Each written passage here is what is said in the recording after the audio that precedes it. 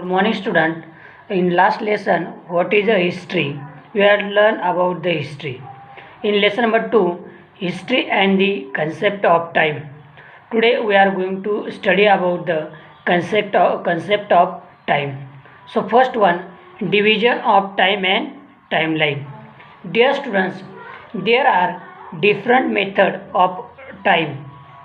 Time is continuous, but for our convenience, we divide it into periods. The method that we use for reknowing time depends on our purpose for dividing it and the manner in which we do it. For example, at sunrise we say, it is morning now, the day has begun. At sunset we say, it is evening time, soon it will be the night. At the end of the day, it becomes dark and it is night. This means that we divide the time or day into two parts, day and night. Dear student, you know that our earth rotates around its axis at a certain speed. Similarly, it also revolves around the sun. The sun has its own light. We receive light from the sun. We see light only in a daytime. Nights are dark. How does this happen? As the earth rotates around its axis, that part of its surface which turns towards the sun becomes bright. The part that moves away from the sun moves into the darkness. You know that the earth takes 24 hours to complete one rotation around its own axis. These 24 hours are approximately divided into 12 hours of daytime and 12 hours of night. A period of daytime and the following night together makes one day. Means 12 hours day and 12 hours night becomes one full day. 7 days from Monday to Sunday makes 1 week. 2 weeks make a fortnight. 4 weeks make a month. 12 months make a year. In this manner, we may tell the time in bigger and bigger units. 1 year is followed by another, and when 100 years go by, a century is completed. When 10 centuries is completed, it means 1000 years are gone, is millennium is completed. Such a method of dividing the time is known as unlinear division of time. So dear student, what is the unilinear division of time? So it is 24 hours make a 1 day.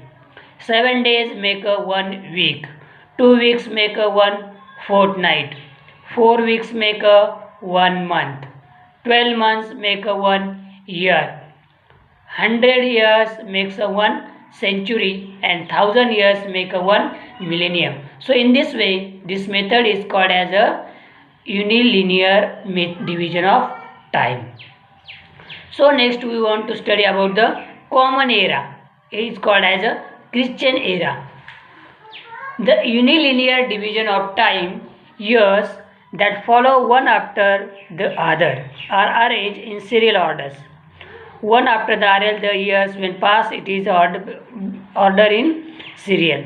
In history books also, a chain of events that follow one after the other is presented a unilinear and serial manner. For this, usually we refer to a common era or a Christian era, in short CE on or AD. The calendar today we use is based on Christian era. The calendar that we use today, it depends on Christian era. This era began in the memory of Jesus Christ. The first year of this era is the year when it began. It is shown with the number 1. The year after that are indicated by the next number in serial order. The first 100 years is that the first century of this era is written as 1-100 CE or 1-100 AD. The period of the first millennium of this era is written as 1-1000 CE or 1-1000 AD. The time before the Common or Christian era. The period before the Common era is known as the time before Common era. It is the BCE or before Christ BC. The year of this period are counted and written in a reverse order. The first century began, the Common era began at the year 100 BCE.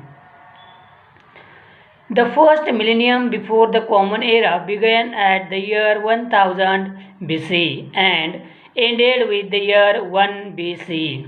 So, the first century before the Common Era is indicated as 100-1 BC and the first millennium before the Common Era is indicated as 1001 BCE. Let us look at some example of this method of indicating the time before the Common or Christian era. The lifetime of Vardhaman Mahavir is written as 599 BC-527 BC. The timeline of Gautam Buddha is written as 563 BC-483 BC. So remaining part we'll see in next video.